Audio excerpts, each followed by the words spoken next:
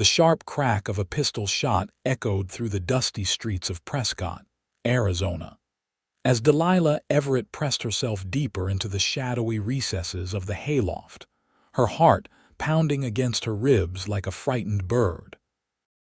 It wasn't gunfighters she feared this autumn day of 1879, but the men who had been hounding her since her father's death, 3 months prior, creditors with cold eyes and colder hearts, determined to collect on debts she hadn't even known existed until the reading of her father's will. The barn's musty scent of hay and horses surrounded her as she drew her knees to her chest, her once fine blue calico dress now stained and torn from weeks of running. At 23, Delilah had never imagined she'd be hiding like a criminal, especially not in Prescott where her family had once been respected merchants. The Everett General Store had been a fixture on Montezuma Street for over a decade, but her father's gambling had whittled away at their fortune until nothing remained but debts and disgrace. Footsteps crunched on the dirt floor below, and Delilah held her breath, pressing a trembling hand to her mouth. "Miss, I know you're up there." The voice was deep, unhurried, with a slight Texas drawl. Delilah remained silent, hoping whoever had found her would simply go away. She had no weapons, no means of defending herself. "I ain't one of the men looking to collect," the voice continued. "Name's Preston Burke. I work this ranch for Mr. Hollister." "What do you want?" Delilah finally called, her voice cracking from thirst and fear. A soft chuckle floated up to her. "Well, for starters, I'd like to know why there's a lady hiding in our hayloft." Delilah peered over the edge to see a tall man standing below, his broad shoulders covered in a worn leather vest over a faded blue shirt. His hat was pushed back on his head, revealing tanned features and eyes as blue as the Arizona sky. A gentle smile played across his lips, but it was the lack of menace in his stance that gave her the courage to speak. "I'm sorry for trespassing. I just needed somewhere to hide." "From what?" he asked, though something in his eyes told her he already knew. "From whom?" she corrected, a remnant of her once proper upbringing. "Creditors, my father. He left substantial debts when he passed." Preston Burke nodded slowly. "Jonathan Everett's daughter, then." "I heard about your situation in town." Delilah's face burned with shame. "Then you know I'm ruined. The store is gone, our home seized. They say I still owe nearly $800. "That's a fair sum," Preston acknowledged, his expression thoughtful rather than judgmental. "You've been sleeping up there long, just 3 nights, she admitted. "I had been staying with friends, but the creditors found me there. I have nowhere else to go." Preston adjusted his hat, seeming to consider something. "You must be hungry. Come on down, Miss Everett. Mrs. Hollister's got supper ready in the main house, and the boss is away on business. No one will trouble you here tonight." Delilah hesitated. "I can't pay for food or lodging." "Didn't ask you to." He extended a hand upward. "Come on now. It'll be dark soon, and that loft gets mighty cold at night." Something about his steady gaze gave Delilah the courage to climb down the ladder. Her legs were stiff from hours of sitting hunched in the hay, and she nearly stumbled on the last rung. Preston's hand caught her elbow, steadying her with a gentle strength that made her breath catch. "Thank you," she murmured, pulling away once she found her footing. Accustomed to the predatory stares of men who knew she was vulnerable, she was surprised when Preston immediately stepped back, giving her space. "Ranch is this way," he said, gesturing toward the door. "I can bring you to the kitchen entrance. Mrs. Hollister doesn't stand on ceremony." As they walked across the yard in the fading light, Delilah studied the cowboy from the corner of her eye. He moved with the easy confidence of a man comfortable in his own skin, his gait slightly bow-legged from years in the saddle. His hands were calloused, his skin weathered by sun and wind, but there was a kindness in his eyes she hadn't seen in a long while. The Hollister ranch house was modest but well-maintained, with a broad porch and tall windows that glowed with welcoming lamplight. From the kitchen chimney, smoke curled skyward, carrying the tantalizing aroma of beef stew. "Found a guest for supper, Mrs. Hollister," Preston called as he led Delilah through the back door into a warm kitchen.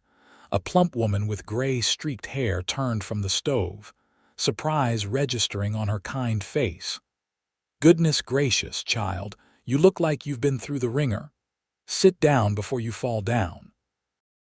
Before Delilah could protest, she found herself seated at the kitchen table with a bowl of steaming stew before her and a slice of fresh bread slathered in butter.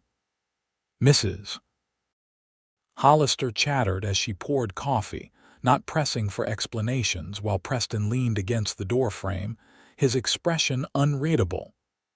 "This is Miss Delilah Everett," he finally said during a lull in Mrs. Hollister's monologue. "She needs a safe place for a few days." Understanding dawned in Mrs. Hollister's eyes.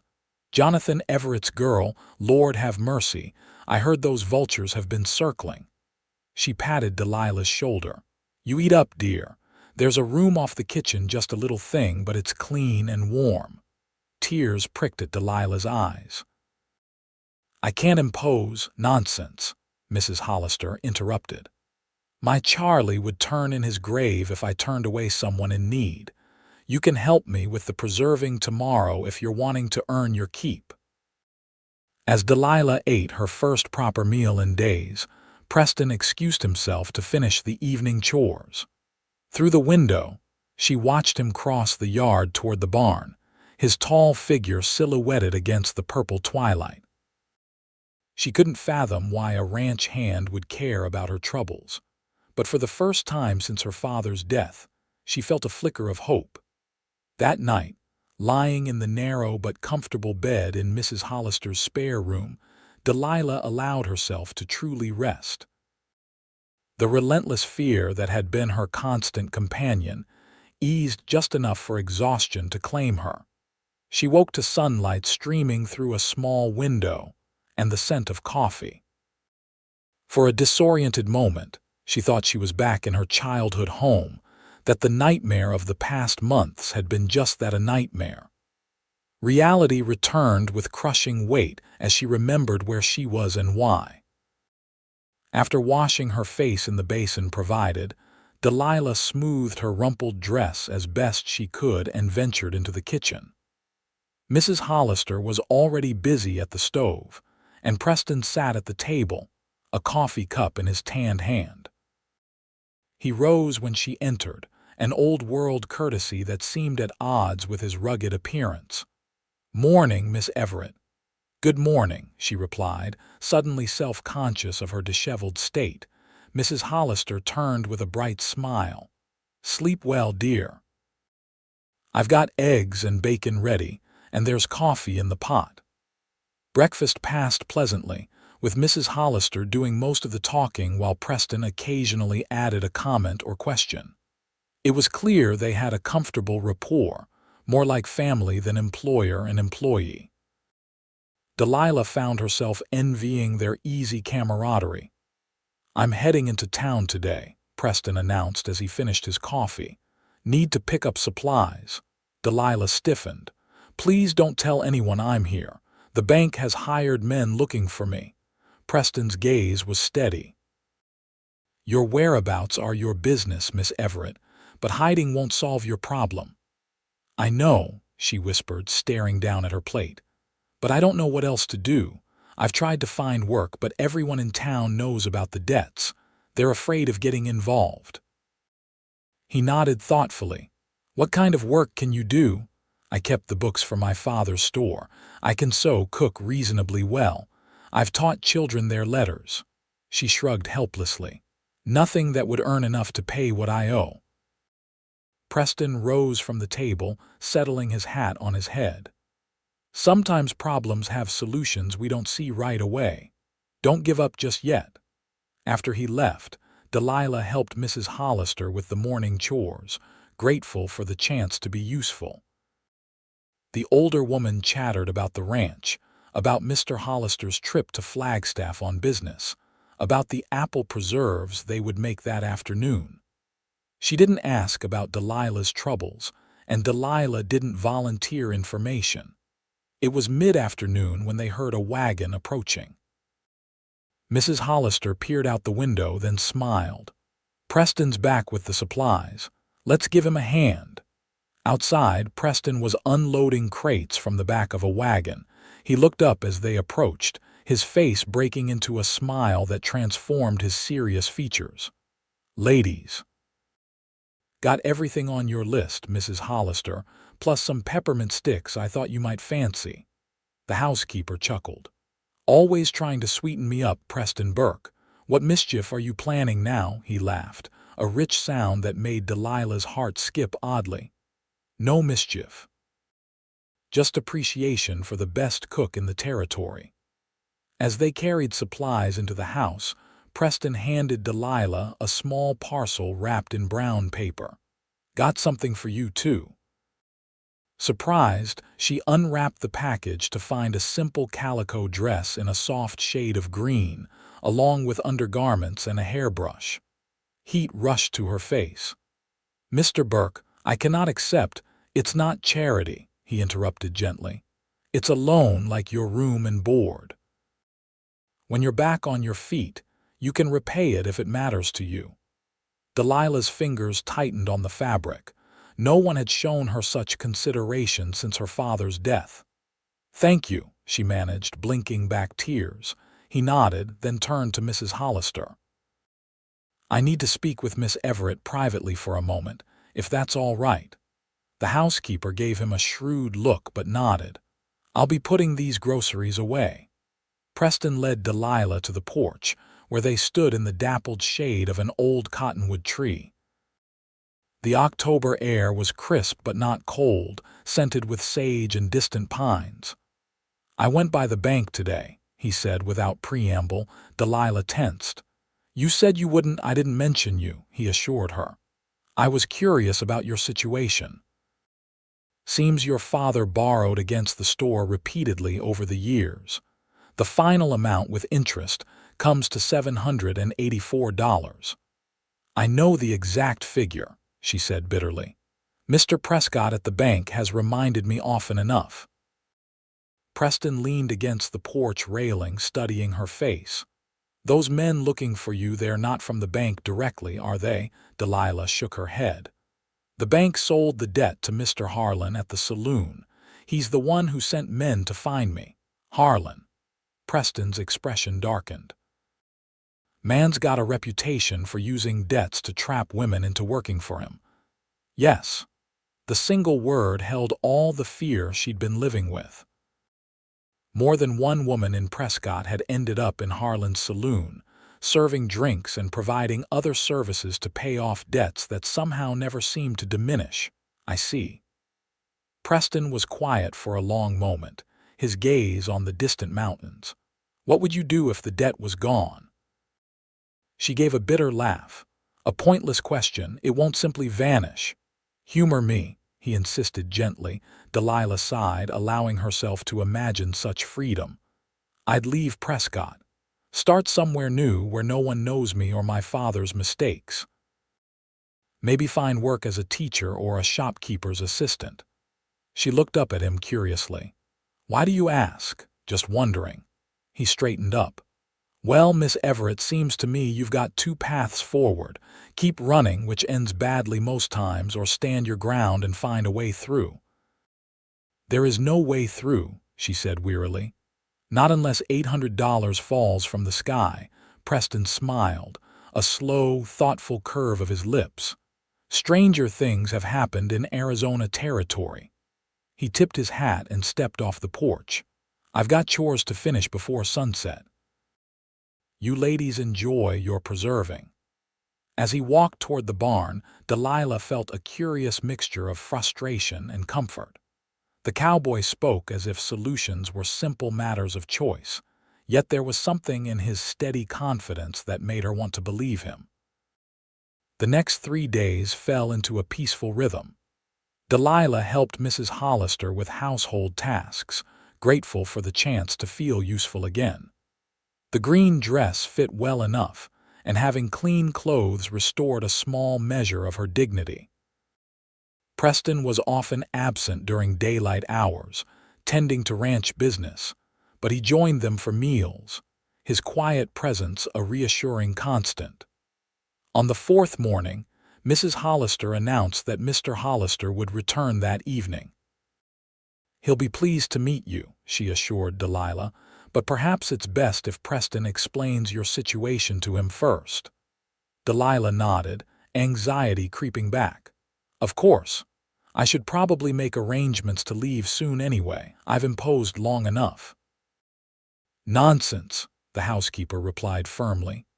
"Where would you go?" Before Delilah could answer, hoofbeats sounded in the yard. Mrs. Hollister peered out the window and frowned. "That's odd. It's Mr. Harlan from town and two of his men." Fear shot through Delilah like ice water. She stood frozen as Preston appeared from the barn, intercepting the visitors before they reached the house. Through the window, she watched him speak with Harlan, his stance casual but alert. The saloon owner gestured emphatically, his face flushed with anger even from a distance. One of his men started toward the house, but Preston stepped into his path, one hand resting casually near his holstered pistol. Mrs. Hollister put a protective arm around Delilah. "Don't you worry. Preston won't let them near you." After several tense minutes, the visitors remounted their horses. Harlan jabbed a finger at Preston, saying something that made the cowboy's posture stiffen, but then they rode away, trailing dust in the clear morning air. Preston entered the kitchen moments later, his expression unreadable. "What did they want?" Mrs. Hollister demanded. "What you'd expect," he replied, pouring himself a cup of coffee. "Someone in town told Harlan they saw me buying women's things. He put it together and came looking for Miss Everett." Delilah sank into a chair, her legs suddenly weak. "What did you tell him?" "That he was mistaken. That Mr. Hollister's niece is visiting from Tucson, which explains the dress." He sipped his coffee calmly. He didn't believe me, but he couldn't force his way onto Hollister land without consequences. "But he'll be back," Delilah whispered. Preston set down his cup. "No, he won't." The certainty in his voice made both women stare at him. "Harlan no longer holds your debt, Miss Everett." Delilah's breath caught. "What do you mean?" "I mean I purchased it from him. Paid in full this morning before I came back to the ranch." "That's what really had him riled. He thought he could leverage your situation to his advantage, and I spoiled his plan." Mrs. Hollister gasped. "Preston Burke, you didn't—" Delilah couldn't process what she was hearing. You paid my debt, all of it." He nodded, his expression still maddeningly calm. $784 plus a bit extra to make it worth his while to sell quickly. But why?" Delilah stammered. "You hardly know me, and that's a fortune." Preston shrugged. "I had it saved. Been working this ranch for 8 years, living simply, putting most of my wages aside." "For what purpose?" Mrs. Hollister demanded, hands on her hips. "Was planning to buy my own spread someday." He met Delilah's stunned gaze directly. This seemed more important. Delilah felt dizzy. No one had ever made such a gesture for her, certainly not a near stranger. The magnitude of what he'd done, sacrificing his own dreams to free her from a nightmare, was almost incomprehensible. "I'll repay you," she said faintly. "Somehow I'll find a way." Preston shook his head. "That debt is settled. I didn't buy it to hold it over you. I bought it to burn it." He pulled a folded paper from his vest pocket and set it on the table. "This is the promissory note with your signature, the only copy." Delilah stared at the document, her father's final legacy. With trembling fingers, she unfolded it, seeing her own signature at the bottom where she'd acknowledged the debt after his death. "I don't understand," she whispered. "No one does something like this without expecting something in return." A flicker of hurt crossed Preston's face, quickly masked. Maybe I just couldn't stand seeing someone trapped by circumstances beyond their control. He rose from the table. You're free now, Miss Everett, free to stay or go as you please. The choice is yours. Before she could respond, he strode from the kitchen, the door closing firmly behind him. Mrs. Hollister sighed heavily. That boy always did have more heart than sense. Delilah looked up, still clutching the promissory note. Has he always been this way, helping strangers?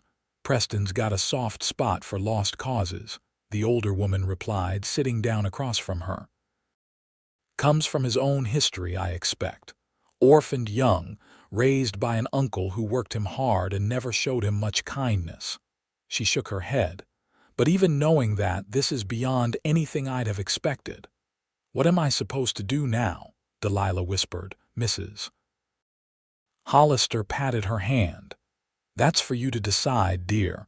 But I will say this, in the 5 years I've known Preston Burke, I've never seen him look at any woman the way he looks at you. Delilah felt her cheeks warm. That's absurd. He barely knows me. Sometimes the heart recognizes what it wants faster than the head does, the housekeeper replied with a knowing smile. Just something to consider while you're making your plans. For the rest of the day, Delilah barely saw Preston. He was working on fence repairs in the north pasture, according to Mrs. Hollister. The hours crawled by as Delilah tried to come to terms with her sudden freedom and the man who had granted it. That evening, Mr. Hollister returned, a robust man with a booming voice and kind eyes, who greeted Delilah with genuine warmth after Preston explained her situation. Over supper, the rancher regaled them with tales of his business trip, while Delilah struggled to focus, acutely aware of Preston's quiet presence across the table. When the meal ended, Mr. Hollister surprised her with an offer. Miss Everett, Mrs. Hollister tells me you're good with figures and have experience keeping books. Yes, sir, she replied cautiously. As it happens, I'm in need of someone to manage the ranch accounts. My eyesight isn't what it used to be, and my handwriting was never worth a damn, begging your pardon for the language. His eyes twinkled. Would you be interested in the position? Room and board included, plus a fair wage. Delilah glanced at Preston, who appeared as surprised as she felt. That's very generous, Mr. Hollister. Are you certain? I don't make offers I don't mean, young lady. The rancher leaned back in his chair. Preston vouches for your character, and that's good enough for me. The sense of relief was dizzying. A respectable position, a place to stay, a chance to rebuild her life, it was more than she dared hope for. Then I accept with gratitude. Excellent, Mr. Hollister beamed. You can start tomorrow. The ledgers are in a frightful state. Later that evening, Delilah found Preston on the porch, smoking a cigarette as he gazed at the star-filled sky. She hesitated in the doorway, gathering her courage before joining him. Mr. Hollister offered me a position, she said softly. Preston nodded, a curl of smoke drifting from his lips. He's a good judge of character. Did you ask him to hire me? No, he tapped ash from his cigarette. That was his own idea. Delilah leaned against the porch railing beside him. I'm still trying to understand why you paid my debt. You gave up your savings, your future. Preston was quiet for a long moment. My future isn't set in stone, Miss Everett. Money comes and goes. But why me? Why my debt? He turned to face her then, his eyes reflecting starlight. Because when I saw you in that hayloft, frightened but still holding on to your dignity, something in me recognized something in you. He shrugged slightly. Can't explain it better than that. Delilah studied his face, seeing beyond the weathered exterior to the gentle soul beneath. No one has ever done anything like that for me. I don't know how to respond. You don't need to respond. His voice was low, sincere. It was freely given, no strings attached. And if I wanted there to be a string or two, the words surprised her as much as him. Preston's eyes widened slightly. What are you saying, Miss Everett? Delilah took a deep breath, summoning courage. I'm saying that perhaps Mrs. Hollister was right, about the heart recognizing what it wants before the head does. A slow smile spread across his face, transforming his features. She's a wise woman. I don't want to stay here just because I have nowhere else to go, Delilah continued. I want to stay because I'd like to know you better, Mr. Burke. He stubbed out his cigarette and turned fully toward her, close enough that she could feel the warmth radiating from his body.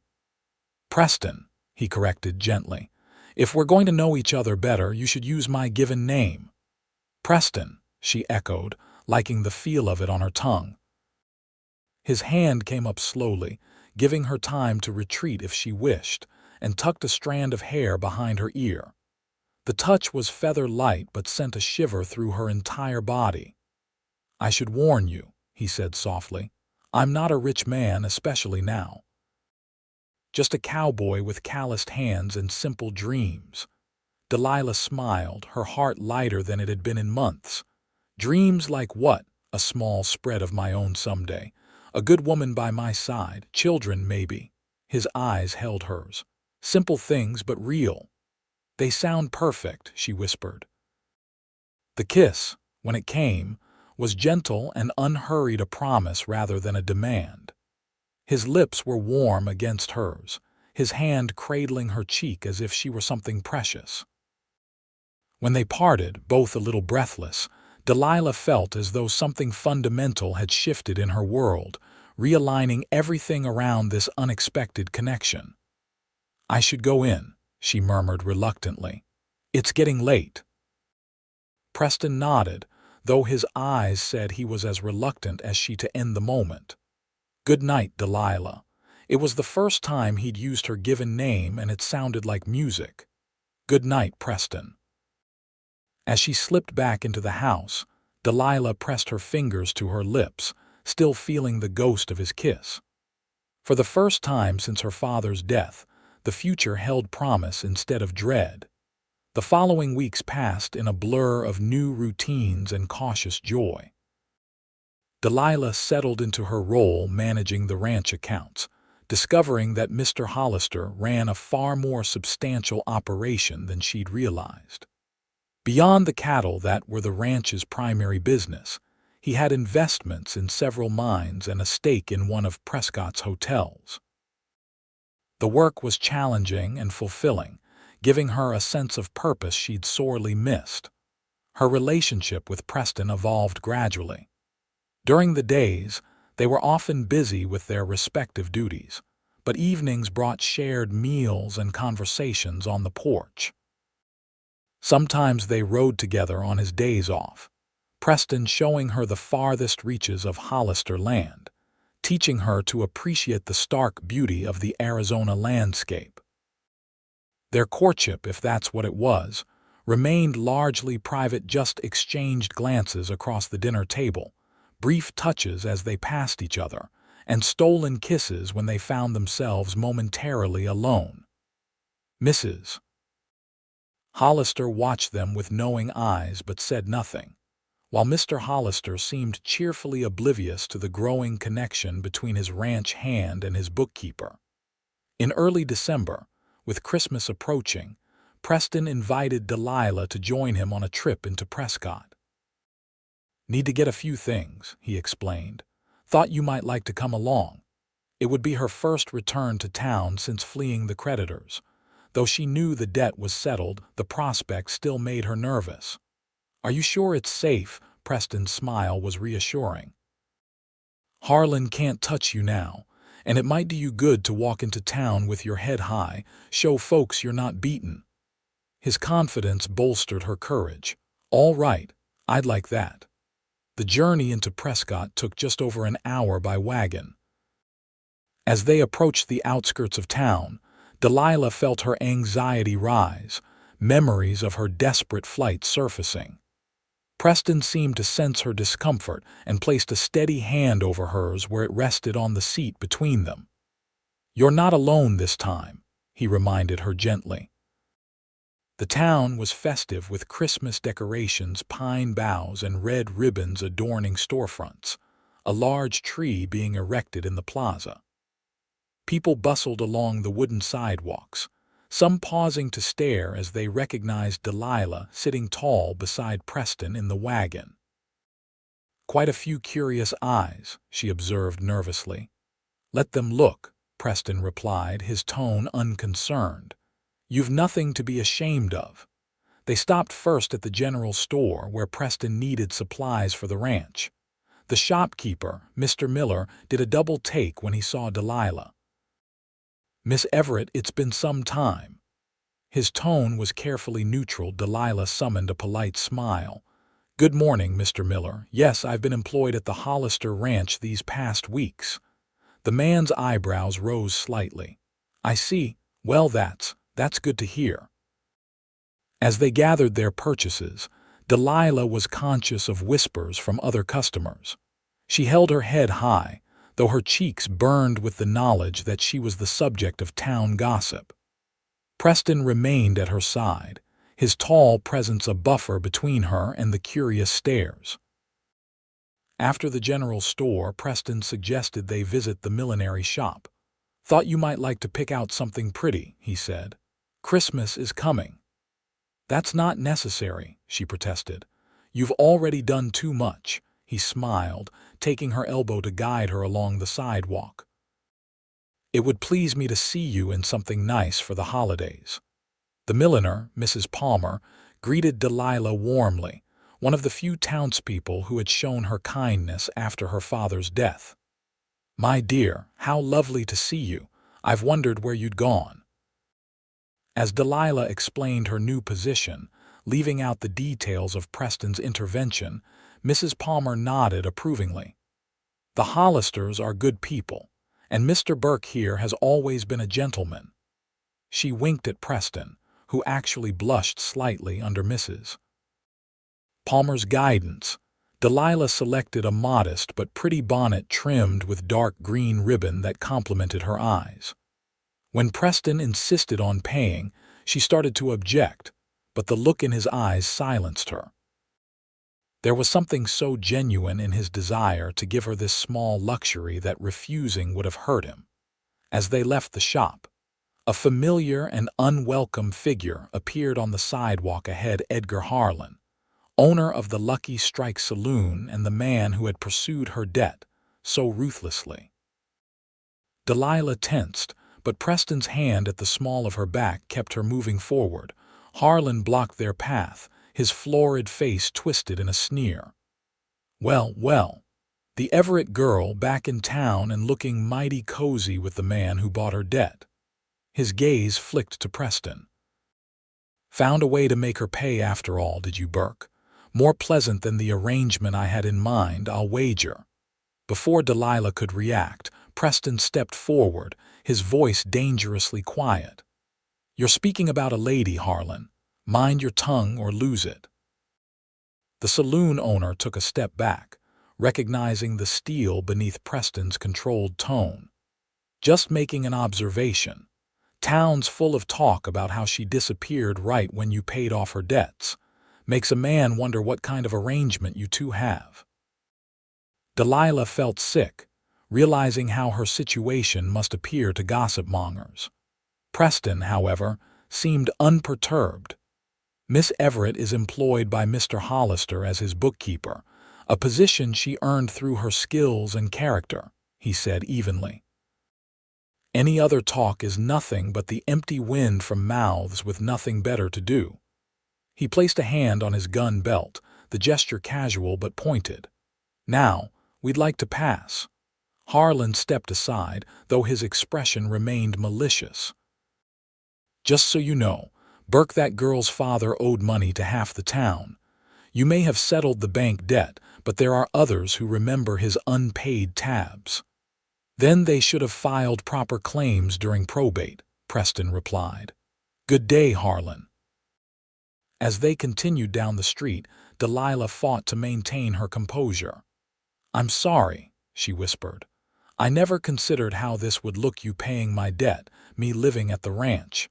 Preston guided her toward the wagon. "People will talk regardless of what we do. The truth is what matters, and we know the truth." "But he's right about one thing," she admitted as he helped her up to the seat.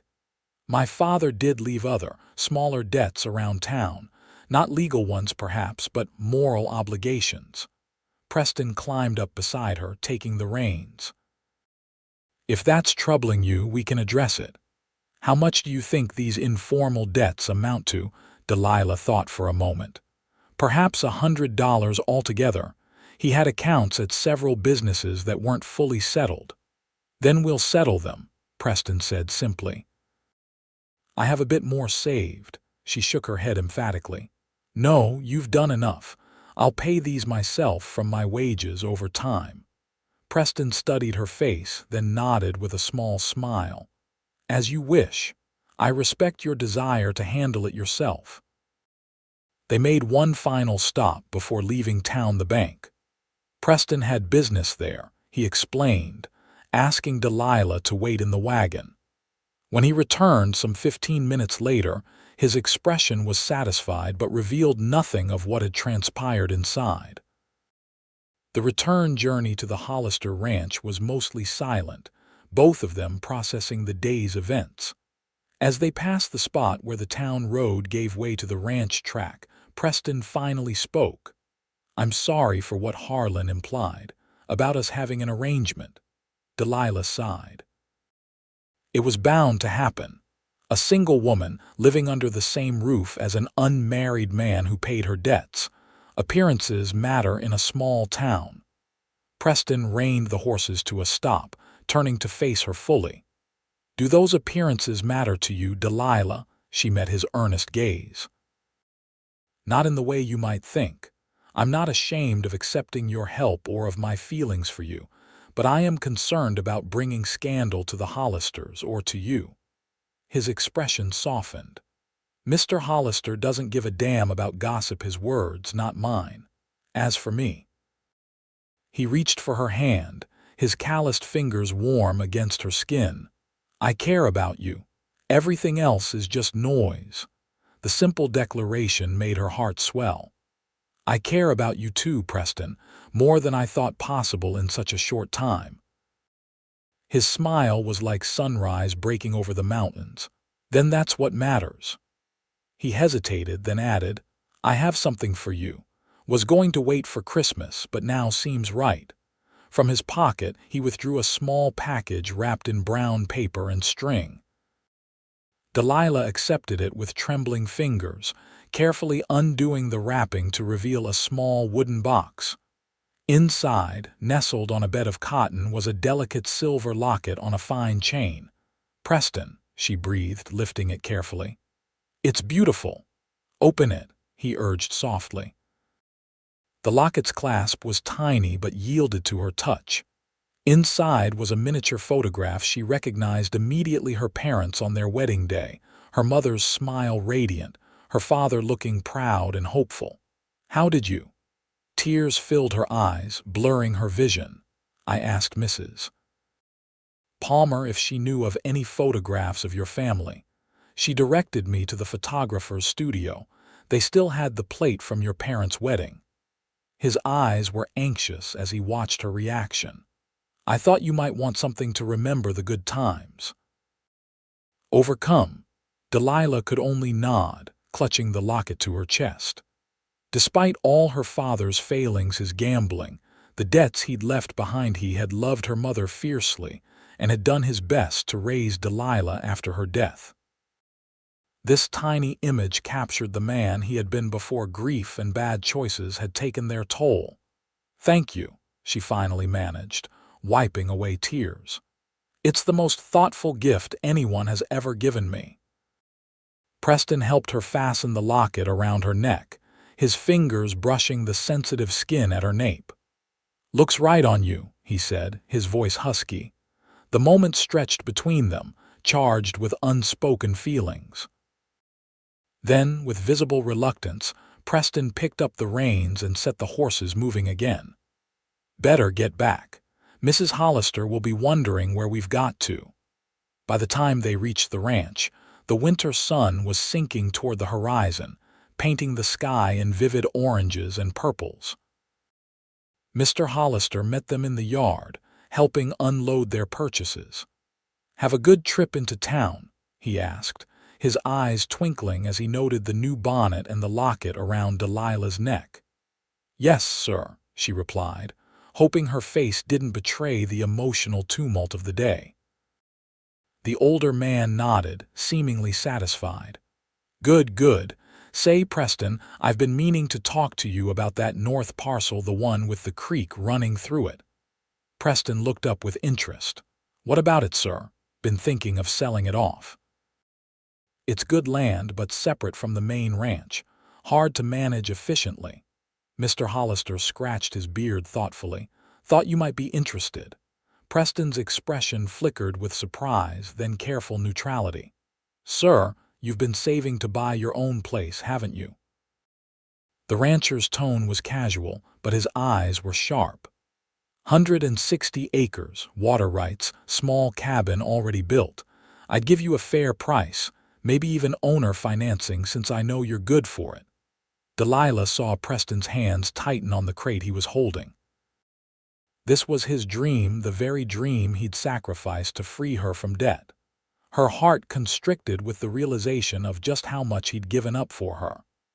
"I appreciate the offer, Mr. Hollister," Preston said carefully, "but my circumstances have changed recently. I used most of my savings to settle some personal matters." Mr. Hollister chuckled. "Oh, I know all about that, son. Town like Prescott, not much stays secret. That's why I'm offering terms. Low down payment, rest over time." He clapped Preston on the shoulder. "Think about it. Land like that doesn't come along often." As the rancher walked away, Delilah turned to Preston, who stood frozen, a complex mix of emotions playing across his features. "You should accept," she said softly. "It's your dream." Preston set down the crate, his movements deliberate. "Dreams change, Delilah." "But they shouldn't have to," she insisted. "Not because of me." He stepped closer, his eyes intent on hers. "I made a choice I don't regret, not for a moment. But if Mr. Hollister is offering terms—" She couldn't bear the thought that he'd given up something so important. "At least consider it." Preston studied her face. "Would it matter to you, me having my own place?" The question caught her off guard. "Of course it would matter, it's what you've worked for." "That's not what I'm asking." His voice dropped lower. "Would it matter to you personally?" Understanding dawned slowly. He wasn't just asking about the land, he was asking about what it might mean for them. "Are you suggesting?" Preston took a deep breath. "I'm suggesting that dreams are better when they're shared." "But maybe I'm getting ahead of myself." Delilah's heart raced. "No," she whispered. "You're not getting ahead of yourself." The slow smile that spread across his face was like watching the sun break through clouds. "Then I'll think about Mr. Hollister's offer, very seriously." The Christmas season brought a festive atmosphere to the Hollister ranch. Pine boughs decorated the mantels, candles glowed in windows, and the scent of Mrs. Hollister's baking filled the house. For Delilah, it was a bittersweet time, her first Christmas without her father, but also the first in years that wasn't overshadowed by financial worry. Preston had indeed taken Mr. Hollister's offer seriously. After careful consideration and several discussions with the rancher about terms, he had agreed to purchase the north parcel. The down payment was substantial but manageable, leaving him with a monthly payment well within his means as the Hollisters' foreman. "You'll need to see the property properly," he told Delilah one evening as they sat before the fire in the ranch house parlor. The Hollisters had retired early, leaving them alone in the comfortable room. "Maybe after Christmas, if the weather holds." "I'd like that," she replied, watching the firelight play across his features. In the weeks since their trip to town, Their relationship had deepened, though they were still navigating its boundaries with careful respect for propriety. Preston stretched his long legs toward the hearth, his expression thoughtful. "Cabin needs work. It's sound but basic, just 2 rooms and a lean-to kitchen.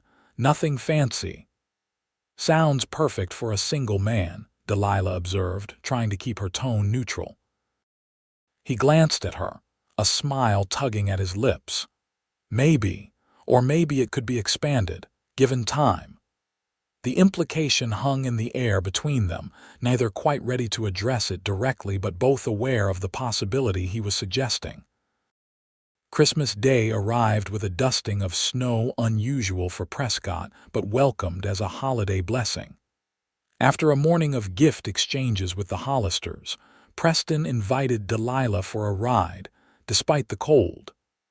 "There's something I want to show you," he said, a mysterious glint in his eye. They rode north, bundled against the winter chill, the landscape transformed by the light snow. After about 40 minutes they crested a gentle rise and Preston reined his horse to a stop. "There it is," he said, gesturing to the valley below. "My land," Delilah gasped softly. It was beautiful, a small valley sheltered by low hills, with a creek winding through stands of cottonwood and pine. A simple log cabin stood near the water, smoke curling from its chimney. "Smoke?" she questioned, looking at him in surprise. Preston grinned. "Asked one of the ranch hands to ride out early and get a fire going. Didn't want it to be too cold for your first visit." They rode down into the valley, the horses' hooves crunching through the thin layer of snow. As they approached the cabin, Delilah could see it was indeed basic but sturdy, with a small porch across the front and shuttered windows. Preston helped her dismount, then led her to the door. "It's not much," he warned, "but it's mine. Well, will be once all the payments are made." Inside, the cabin was warm from the fire burning in a stone fireplace. The main room served as both kitchen and living area, with a rough-hewn table, 2 chairs, and a small cupboard the only furniture. A door at the back presumably led to the bedroom. "What do you think?" Preston asked, watching her reaction closely. Delilah turned in a slow circle, taking it all in. "It's wonderful," she said honestly. "It feels peaceful." Relief washed over his features. "I'm glad you think so." He moved to stand before her, suddenly looking uncharacteristically nervous. "Delilah, there's a reason I wanted to bring you here today." Her heart began to pound as he took her hands in his. "What is it?" "I know we haven't known each other long," he began. "By some standards anyway, but I feel like I've known you forever." He squeezed her fingers gently. "These past months, getting to know you, watching your strength and grace even in difficult circumstances. I've never felt this way about anyone." Delilah could scarcely breathe. "Preston." He dropped to one knee, still holding her hands, his blue eyes earnest as they gazed up at her. "I love you, Delilah Everett. I think I started falling in love with you the moment I found you hiding in that hayloft. I know I don't have much to offer yet, but I swear I'll work every day to give you the life you deserve." He took a deep breath. "Will you marry me?" Tears filled her eyes, but they were tears of joy. "Yes," she whispered, then louder. "Yes, Preston Burke, I will marry you." He rose and gathered her into his arms, his kiss conveying all the love and promise of their future together. When they finally parted, both breathless, he reached into his pocket and withdrew a small ring, a simple gold band with a tiny pearl. "It was my mother's," he explained as he slid it onto her finger. "My uncle gave it to me when I left Texas, said I should save it for the right woman." Delilah admired the delicate ring. "It's perfect, and I love you too, you know, have for quite some time." Preston's smile was radiant. "When do you want to be married?" "Soon," she replied without hesitation. "I don't need a grand wedding, just you, me, and the people we care about." "How about New Year's Day?" he suggested. "Start our life together with the new year." That sounds perfect. When they returned to the ranch and announced their engagement, Mrs. Hollister cried happy tears while Mr. Hollister clapped Preston on the back so hard he nearly stumbled. "About time," the rancher declared. "Been watching you two moon over each other for weeks. Was beginning to think I'd have to lock you in the root cellar together to get things moving." The wedding preparations were simple but joyful. Mrs. Hollister insisted on making Delilah a proper wedding dress, and between them, they created a gown of cream-colored wool with lace at the collar and cuffs, modest but lovely. Preston, meanwhile, purchased a new suit in Prescott, enduring good-natured teasing from Mr. Hollister about putting on city airs.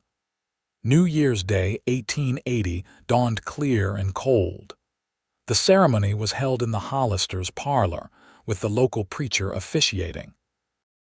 Besides their hosts, only a few of the ranch hands and Mrs. Palmer from town attended, but the small gathering was filled with genuine warmth and good wishes.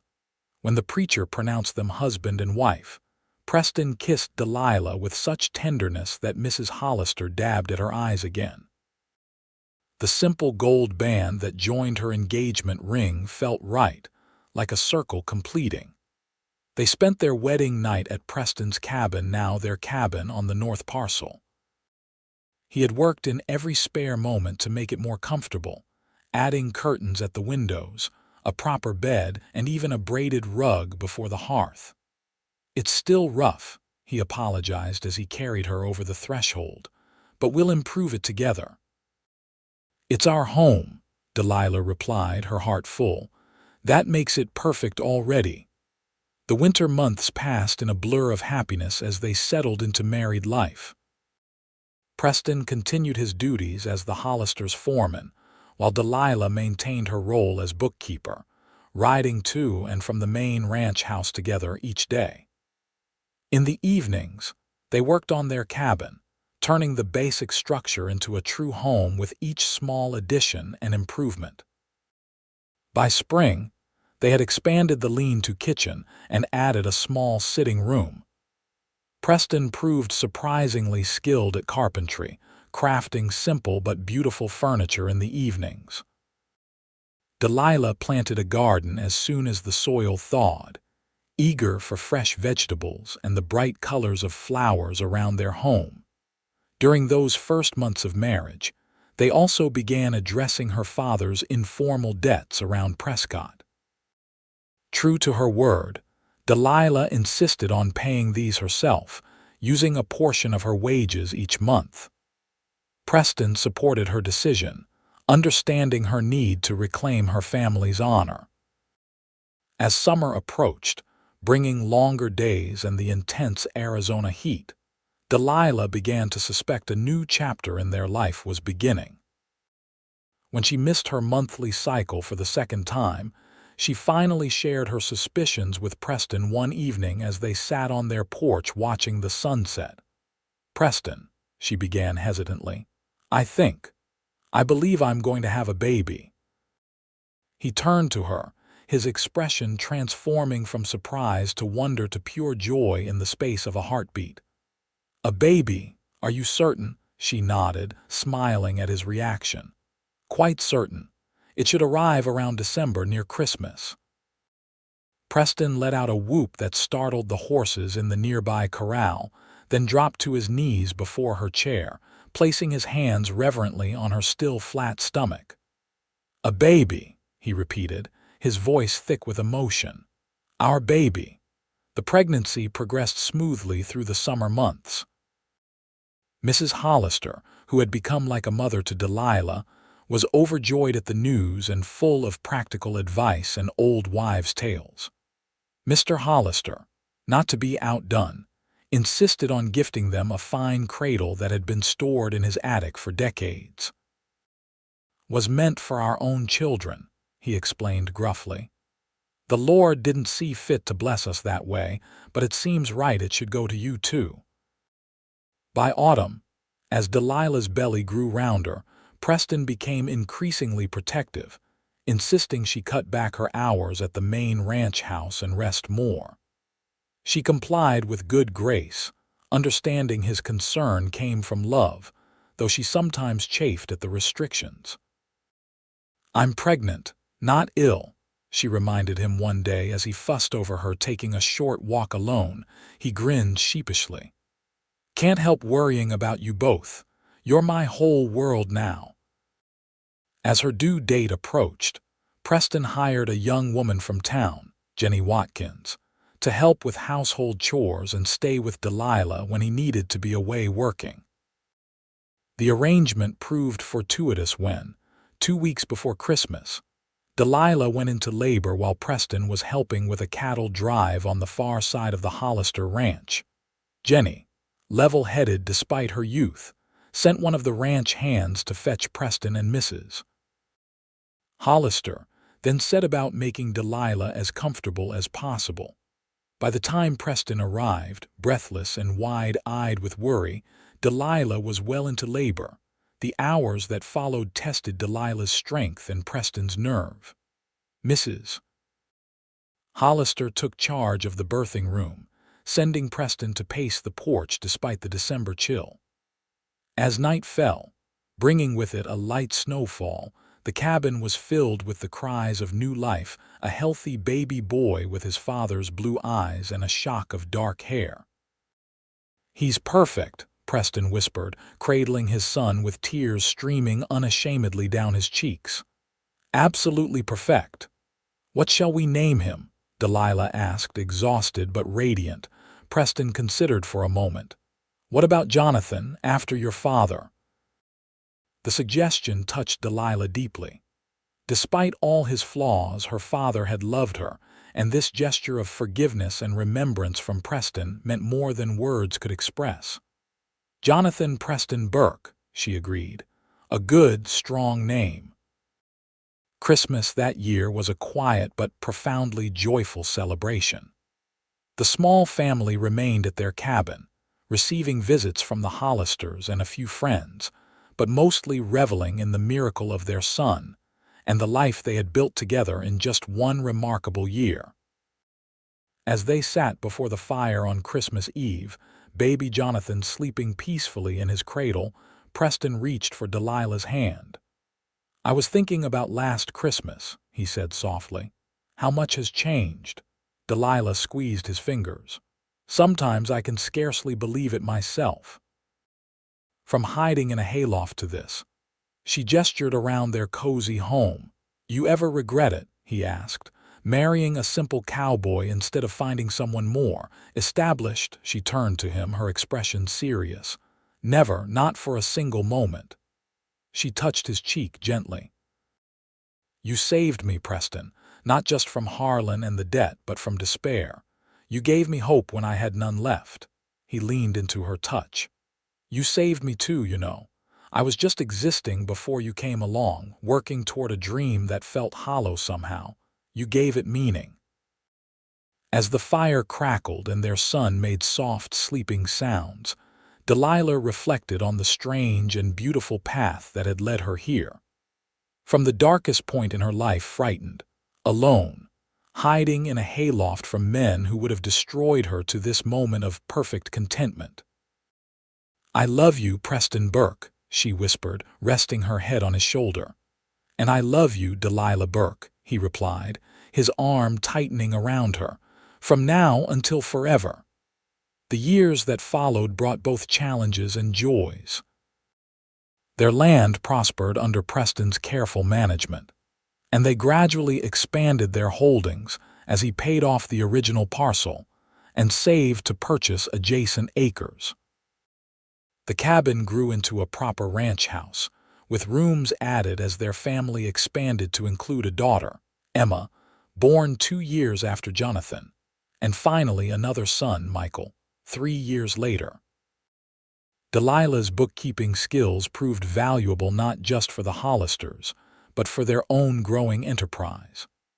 By 1885, they had established a modest but successful horse breeding operation, with Preston's eye for good stock earning them a reputation throughout the territory.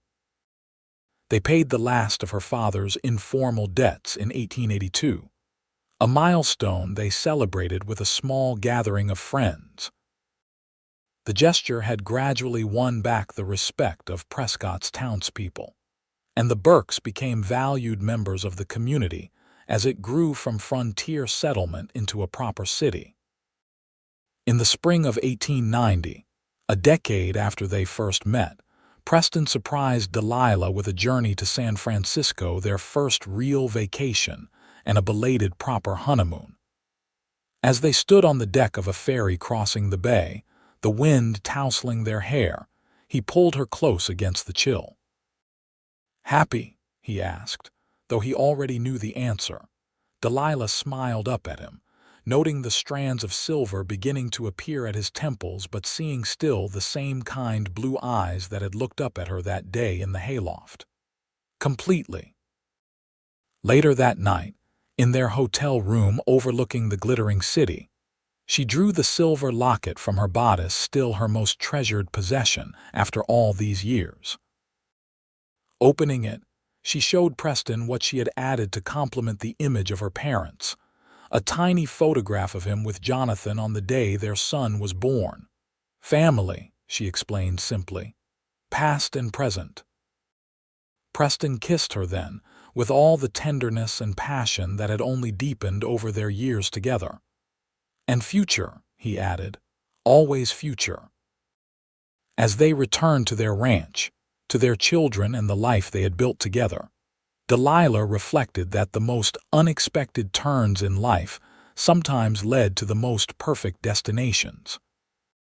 From a desperate young woman hiding from creditors to a respected rancher's wife and mother, her journey had been transformed by one man's selfless act of kindness.